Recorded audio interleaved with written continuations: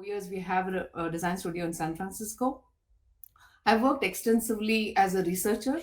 2 decades of my life was spent in working as a researcher at Hewlett Packard, which gave me a lot of insights into users, a context of use, cultures, anthropological aspects that is playing a role in the way a user use a product. It is so different from one region to the other, also country and geographies. So presently, I'm handling design ops, user research, of course, a little bit, and design strategy at Human Factors Research and Design. So Vivian and me were having a conversation like I think 3 years ago, and Vivian was saying, you need to choose a topic for World Usability Congress, and I said, typically the straightforward answer should be, what I know, what I've done last 2 decades. That's user research, probably design strategy, design ops, my area of expertise. But something, right, an inner calling in me led to choose this topic because this has been like a silent small project that I've been undertaking on my own. I wanted to make this reach this out to you guys, to all you people out there. I'm positive that this will surely unearth deep insights for you. And I've also been partnering and working with behavioral psychologists, researchers, and we are very passionate. And what we want to observe primarily is how there has been a radical shift in how human behavior has transformed and transitioned into in this digital era and how it has changed and impacted us. So let's jump in. The topic, decluttering, a value for experience design. So if you all have a book and a pen, and if you don't have, then you can use your brain, to think, digitally. What was that one thing that stayed with you? Let's reflect on your week that has gone by, the last week. So today we are on Saturday, Monday to Friday. That let's reflect upon that week. How does a typical work week looked for you? Starting from the moment you woke till you went to sleep, what is that one thing that has been with you, close to you, and has an intimate physical proximity to you? The screen. I please go ahead. Those of you who already know the answer, just go ahead. What The was that one thing? screens. Sorry?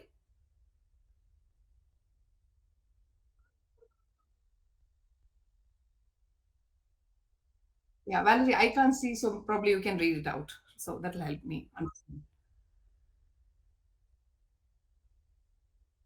Yeah. So no points for guessing, right? It's not rocket science. It is a screen. So let's show off that one screen that has been a part of our life. So I have a iMac, a MacBook Pro, and a phone. So a screen has been a constant in our life from the moment we wake up till we go to sleep, even in bed, and until we fall asleep. And sometimes even in the middle of the night when we wake up, the first thing we reach out to is the screen. And this screen is the window to the life we are living today. It surely has the most intimate and most closest relationship to us. I'd like to go a little deep into how has this screen changed our lives? What has changed when compared to your parents or my great grandparents? Not that I'm old, but I'm just keeping the age aspect in mind. How was it in pre-digital days? Let's imagine life 3 decades ago. We had telephones, and every time we made a call, if the call is not answered, they would call us back. We had specific people for specific tasks, like travel agents who booked our tickets, salespeople at the store who helped us finalize the product we should be buying, secretaries for senior people who can handle our schedule, and we had to physically go to a mart to buy our groceries. Some of you are from this digital era, I understand, and you may not be able to connect to this, but imagination, right? You have a context to how your grandparents were using it. There has been a radical shift today. We as individuals are doing 10 different people's jobs all by ourselves while keeping up with our lives, family, friends, career, hobbies, our favorite TV shows, all of this, plus all the tasks that we are doing by ourselves. we make countless decisions. It can be as significant as snoozing an alarm in the morning, refreshing an app, booking an air ticket, picking out a dress that we want to wear, checking what are the trends in the market, or going shopping, buying anything. And to the major decisions that we do concerning our finance, investment, health, new skill learning, and so on. Making the right decision, right, seems easier now, actually, because it's all at our fingertips compared to olden times. But is it really easy? Let's explore how digital life has changed us. We or any member of our family, right, from kids to young adults, today look around yourself in your ecosystem. Those of you who are single, probably you can just look out for, imagine people you have seen in the social context, right? We have access to technology and information is at our fingertips. We all have access to high speed internet connection, multiple devices, emails buzzing, instant messaging, social media, ads to click, blogs to read, posts to like. Several tabs are open on our browser, right? We have more important information, and there is a these information which are very very important are coming to us in small packets, and we navigate through tons of data to get to what we are seeking.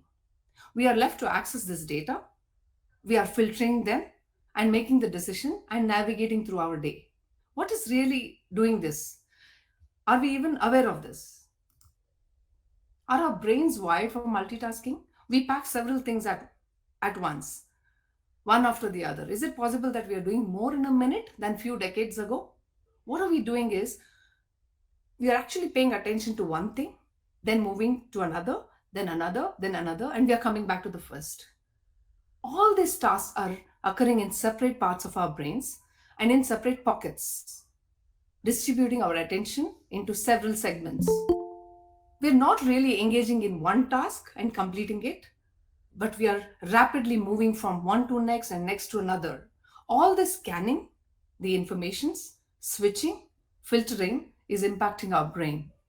It's actually starting to deplete our neurobiological resources. We are all doing is just switching. We're not achieving more.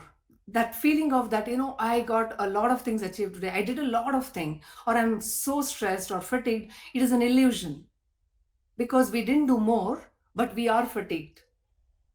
Why this is happening? It's because of the cognitive cost to our brains. The sheer amount of data that we are processing on a daily basis is causing brain fatigue. It's giving us stress, and in recent times I think all of us have heard terms like mental fog and scrambled thinking. Yes, there are a lot of tweets and messages about how multitasking is, affecting us.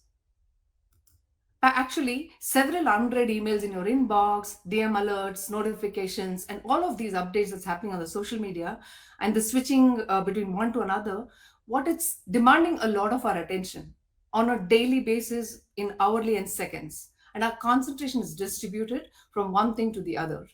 We're only working in reduced concentration. Studies have proven that human brain can concentrate on one thing or maximum another. But multitasking is simply not possible. It's an illusion. It's a myth. So let's look at an example of an online shopping that, you know, in 2 decades before, like if you think about your parents, if they had to buy a red t-shirt for you for a school event, right? You would get into a car or a bike, or you drive across and ask the storekeeper that I need a red t-shirt, and he would pick out some choices for you based on the specifications given, and you would look at it and you'll negotiate the price, you'll buy, and you'll drive home. But today we have access in our fingertips. We have thousands of options to choose from for just one t-shirt. We scan through a whole lot of information. It's not that you're looking through a lot of information and finally you're choosing one red t-shirt, but for you to buy one red t-shirt, you're scanning and eliminating thousands other t-shirts, and all of this is creating your brain to operate at higher levels than what it was designed to. It is very taxing. Although we are sitting in one location and scrolling and looking and not doing much, it's just at our fingertips, but there's a sheer amount of data overload on our brains. Let's look at an average person like me with a family size of, say, 4 people, right? A typical, including groceries and everything, I would buy, say, 200 plus items in a month.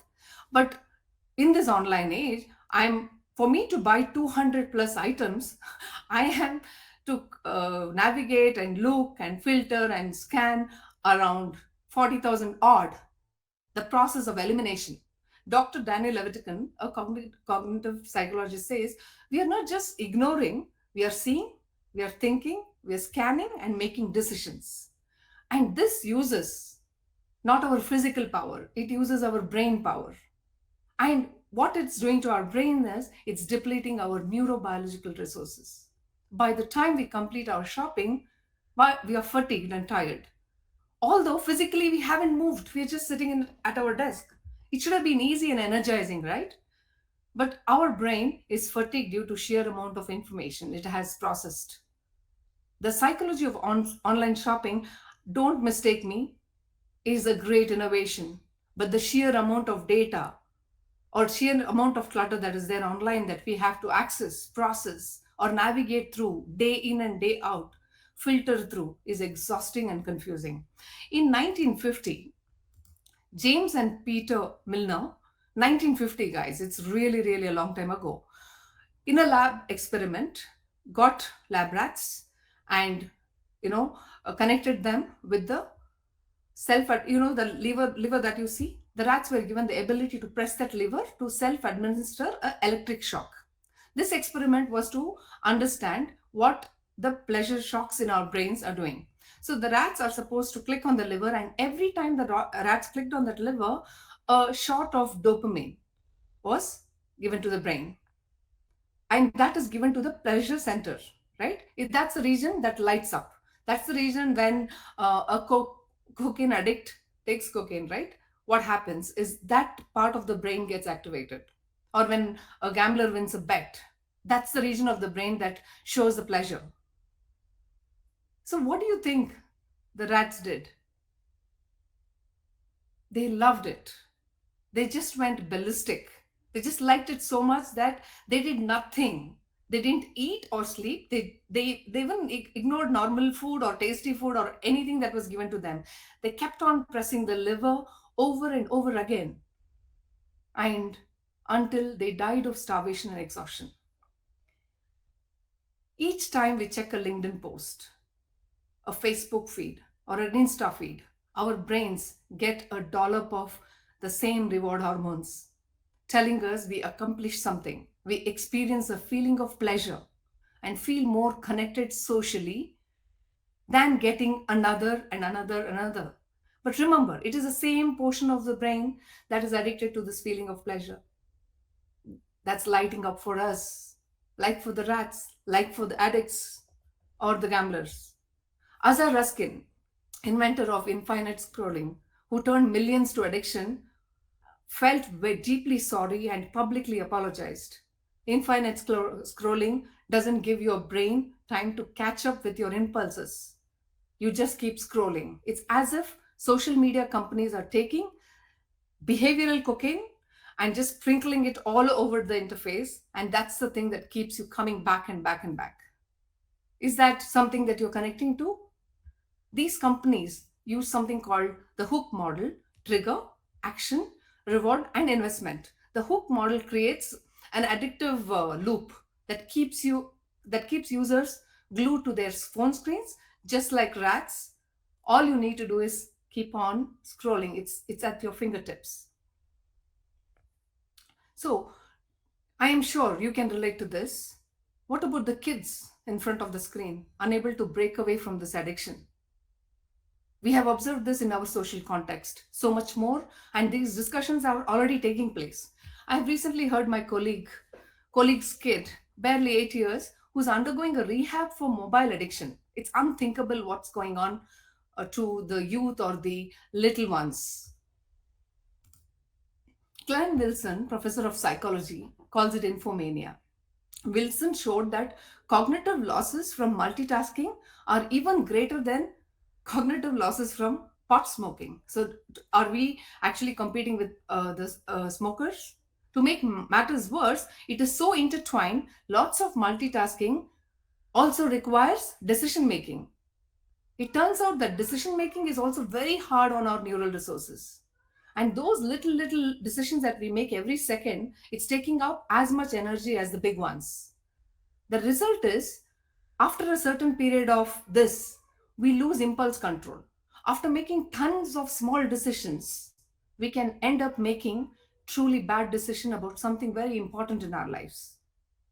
So let's look at how people who are highly creative. We are all designers from design fraternity, from the design community. We are enabling design in some form or the other.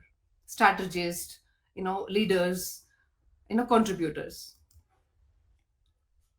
The late Apple founder Steve Jobs, turtleneck, blue jeans, and the trainers are the most recognizable example, right? What about Mark Zuckerberg? He's also commonly known for his repetitive wardrobe. There are tons of analogies around this, but one that sticks is they are trying to do is they're trying to avoid decision fatigue. Ludwig van Beethoven, he has left an amazing body of work for us to enjoy. He got up early at dawn every day and did not waste any time getting to work. His breakfast was at 60 beans, which he counted and made a cup of coffee.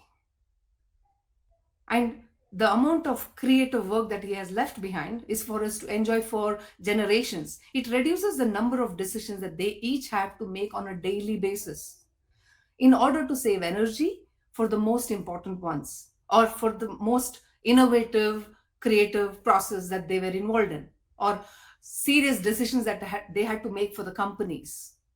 And what they have left behind for us is to enjoy the products that they've left behind or the applications. Some of the applications are creating decision fatigue, but nevertheless, decision fatigue is real. Our brains have limited store of energy, and this constant decision making is impacting that store. Also, today, social media consumption is a big part of all our lives. We're all in social media in one form or the other. Our constant need to check the social media updates. Who has posted? Who has liked my post? Which post should I like? What is going on with people's, what are they doing? All of this keeps us constantly engaged on a screen. Do you know that only some careers like simultaneous translators or air traffic controllers or journalists, they are the only ones who needed to work at that rapid switching or at concentration level. And it was a mandatory requirement that these professionals, after 2 hours of work, take a 15 to 30-minute break, go for a walk, physical break, go for a walk or exercise, listen to music, restore the burnt up neurochemicals. But today, our work, news updates, news information, shopping, hobby, entertainment, games, leisure, unwinding all comes from that one single source. And that's the screen we are glued to. We don't know what's the depth of impact all this is having on our brains, but we are only showing symptoms of, all of you have faced these symptoms. I'm not going to call it out. This is a dangerous sign. It's a cause for concern. Gaming, another form of consumption. We hear a lot of news updates on people dying across the world after playing video games for us. I think few months ago in India, from a small tier 2 city, a 16-year-old boy who finished his school for 8 hours and started to game at about 10, 11 p.m. collapsed and he had a brain hemorrhage. He was just barely 16-year-old.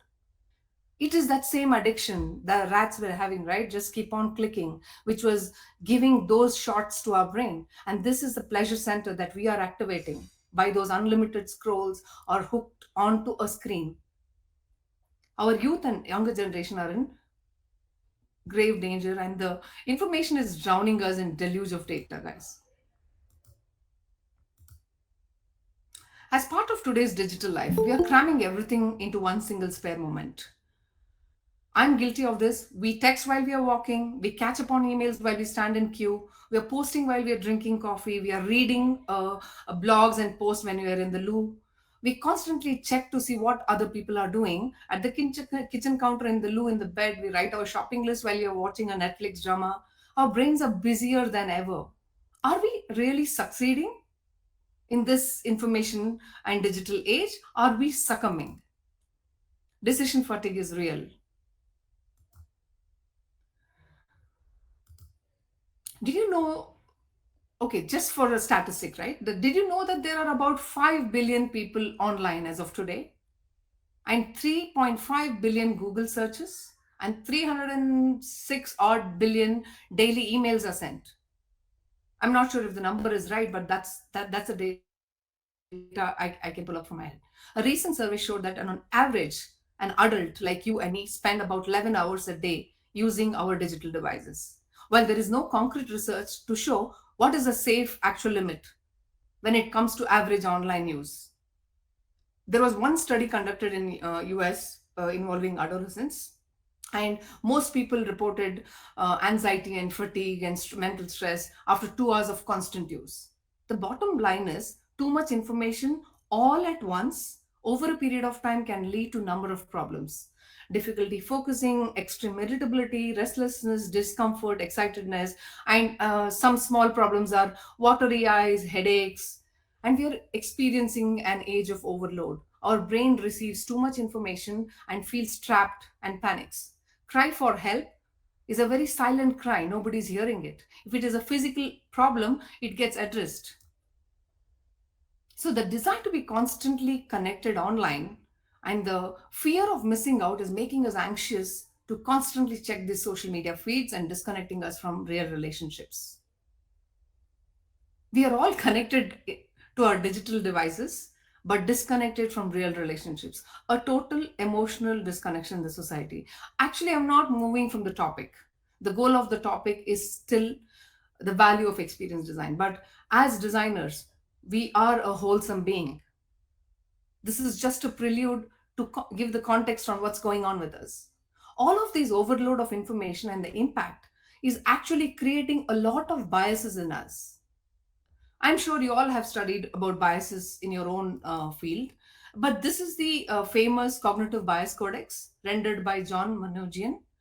There are about 180 biases depicted here by John, and it's a beautiful visual depiction of the biases. And he's also highlighted the sections: too much information, not enough meaning, need to act fast, what should. So you can get online and you can study this in depth if you're interested.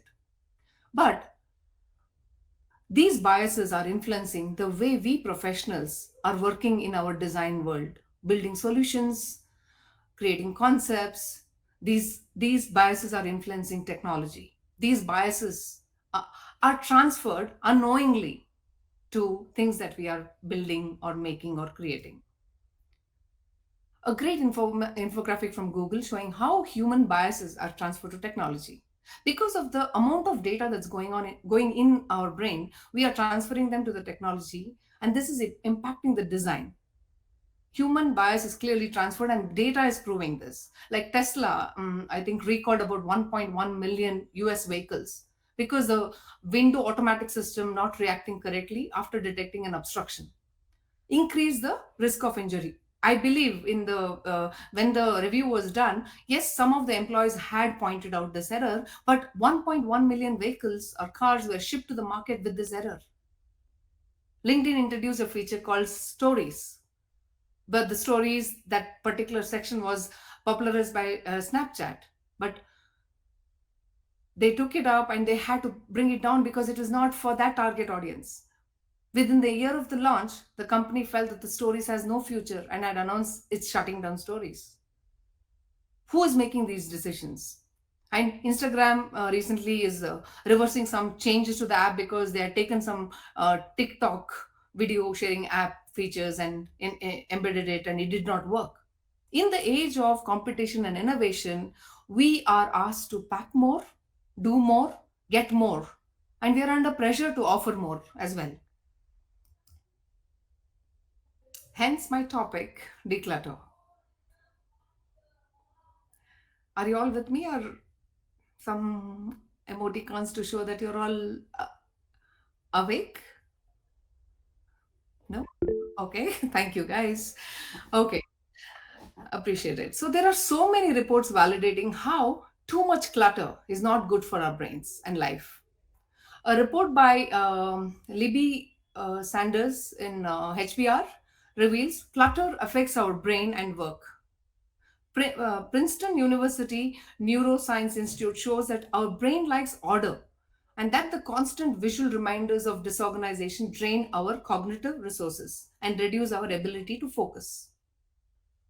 They also found that participants cleared clutter from their work environment, were better able to focus and process information, and their productivity increased. I've heard a lot of people say, there is order in my clutter. Also, effects of clutter in home found that individuals who felt overwhelmed by the amount of stuff in their homes were more likely to procrastinate and be lazy. A cluttered home environment triggers coping and avoidance strategy involving snacking on junk and watching data. All of these things are research driven and it has been tested hypothesis. The level of the stress hormone cortisol were higher in mothers whose home environment was cluttered. Elevated cortisol levels sustained over a time can lead to anxiety and depression. So, we are talking about three forms of clutters, right? That's how we have categorized it. Our homes, we as individuals are divided into at least three significant sections, right? Our home, where we live our personal life, and our work life, and the tech, digital tech. All of these three areas are filled with clutter. Clutter can also affect our general mental health, making us feel stressed, anxious, or depressed. Let's explore a small start, how we can begin from our homes and workspaces and then move to digital. So we at Human Factors Research and Design, about during pandemic time, created a small sample size of volunteers willing to participate in this experiment. So we first focused on our home. In the first experiment, we each had to look at our home to gather inventory and then apply the 5S principle of decluttering. I'll come to that. At first, everywhere my eyes went, it was filled with things. So we did the diary study. So filled with things, artifacts, and materials. I had generation of things that we were hoarding, and it was adding to my anxiousness, anxiety, and restlessness. And these were something that I was not calling it out. It was there. I was not bringing it to the forefront. It was too much all around me. I couldn't breathe easy. So I had to get down to my family members and then tell them about this study that we are doing and how got them excited and got them involved in this project. So began the journey of decluttering my home for 4 weeks. The team had a regular check-in time to share the logs and updates and also share an emoticon to show the level of like emotional experience they were having with each of the stages that we were in. To cut the story short, and in 4 weeks, we were able to achieve a home that is decluttered, each one of us. There were people who were single, full family of two generations living together, just a nuclear family, husband, wife, and one child. It was different demographics. We could feel the positive energy, more open and clear space, and easy to breathe, sheer joy. Now it is absolutely simple to navigate around, and I feel so comfortable. It's a testimony by itself. And it made me realize clearing the clutter and surrounding yourself with things that brings joy truly sparks joy. I'm able to listen to music or read a little better. Not sure what happened, but there is a psychology that's happening around this. I will share the QR code on how you can begin this small journey with your family members. So, what was the philosophy? The 5S is a Japanese philosophy derived from the Japanese word Seri. I'm not sure if I'm pronouncing it right, but I'll give it a shot. Satan, Sitan, Siso, Siketsu, and Sitsuke. Now, let's go into the English, the standard language. 5S was first used in the mid 20th century by Toyota Motors. Later, it was adapted by different systems and processes. What it actually does is sort, simplify, shine, standardize, and sustain. And this has worked perfectly well for large manufacturing units and also for tools and different physical ecosystem companies that are working in physical products. A messy, cluttered space can lead to mistakes. It can slow down your production and even cause a lot of anxiousness, all of which interrupt operations and affect negatively. You don't have happy employees, you don't have happy production or more production. Effective workplace organizations starting from physical environment and moving to functional aspects in order to improve work efficiency and effectiveness. Likewise, Mary Kondo, I'm sure all of you or some of you or most of you have heard about her, a famous organizing consultant who got famous by Netflix, has used the same Japanese philosophy of 5S decluttering of home space. And she has used the same philosophy, and we adapted the same for our decluttering process. Sort is the first phase where you're sorting through all items in location and removing all unnecessary items from the location. This is the decluttering stage for removing unused items from your venue of work or home and reduce clutter. So keep what you want, delete what you don't, not sure, move it to another box where you decide later, and you categorize items using daily, occasional, and obsolete that you don't need. Disposing of obsolete items that are not needed is the first step. This reduces time when you have to look for the items. It reduces distraction and decision making. It reduces clutter. The benefits of sorting is your items are sorted and in order. This saves time and you don't have to look for it. And there's also a Japanese word called motanai, I think, Mottainai. It says don't waste, or every little thing has a soul, in turn reducing decision fatigue. Moving on to the next, which is called simplify. Simplify is that Seiton, Seiton. Simplify is creating a specific location for everything so it has an optimal place. Organize everything needed in a proper order, categorize them for easy use and operation. Arrange all things needed, color code them, keep them in an ergonomic location that you can access easily, and use clear labels so because when it is running out or when you need to replenish, you know the colors are revealing visual cues to you. It is great to quickly find everything. It is easy and it declutters your environment in a very structured way. Shine. Well, this is a process. If you're looking at this talk, I mean, if you're listening to this talk intently, you know how this is all connecting, right? Here it says it is the seesaw or, shine is a process in which you maintain high standards of cleanliness. A home which has a lot of items is leading to binge watching, binge eating, and affecting your health. And here in this 5S principle, the high standard of cleanliness is making your home a more livable. So it is connecting, it is eliminating decision fatigue, also decluttering in the environment around you. So this helps keep the space clean and pleasing to live in or to work in, for example.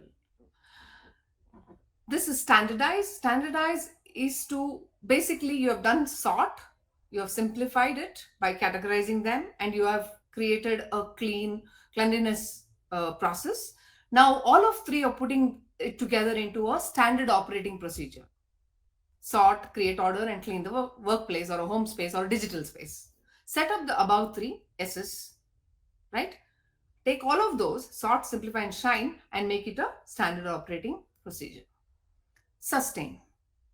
This is where you kind of try and maintain discipline of all the people engaged in the workspace, your ecosystem, in the projects, all your team members, and in your home, all the people who are living with you. This is a self-discipline process, daily, weekly, and monthly routine for do it without being told. So, are you going to make this decision today to declutter your personal spaces? First is personal. Because when we do that, it automatically can navigate and shift to the other areas of our life. All it takes is a decision. And some of you who are present here know about this famous teachings by Vivian. When you make a decision, you create actions. And each of those actions, when done on recurringly on a day-to-day basis after 21 days, forms a habit. And when the habit is continued, you will see and experience bliss and change. For us to see a change in our lives, the first step is to make a decision and to be firm on it. So when this whole experiment was successful, I was so elated. I was excited, and it was pandemic. I couldn't meet a lot of people. I work with a lot of underprivileged children in my neighborhood, and I was super excited. So I got all of them, and they don't have any a house which is more than 100 square feet, to be honest. And I taught them in my home, in my ecosystem, and they learned and they applied this principle to their homes, to the way they keep their clothes, to the way they pack their bags, to the way they are assigned, doing their homeworks.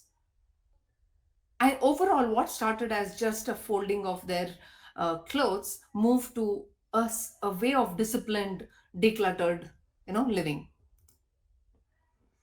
So Matthew, a young professional who helped me in decluttering design operations project at our studio in Bangalore. Uh, this is his picture. I've not actually taken his permission to share it, but he applied the same thing to his workspace declutter. So he said it took just about 30 minutes for him, where he marks out, the sort, and then he moved to create them in an order, and in 30 minutes he was able to achieve a desk that is clean. And then comes the sustain and making it a standard operating procedures, and then following it to the other parts of your an excellent young professional working with us. So the COVID pandemic, the it has disrupted worldwide all our lives, and I was just talking to Valerie as well. Work life is one area that was severely affected.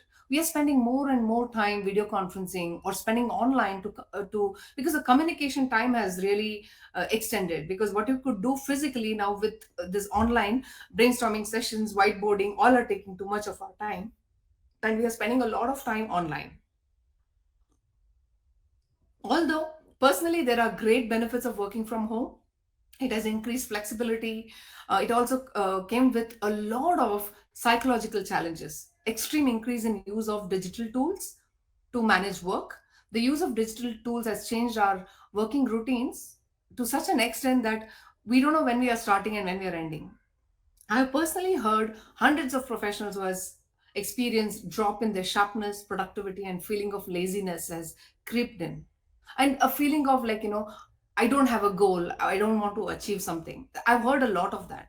These feelings of being stressed and overloaded by organizing work primarily through digital technologies has really negatively impacted our productivity and well-being. We trained about 500 plus design professionals last year alone across the globe. Okay, major chunk has been in India. I have what we have noticed is an increased sense of anxiousness and lack of confidence experienced during the work process, a sense of overload and a feeling of lack of abilities to charge through life.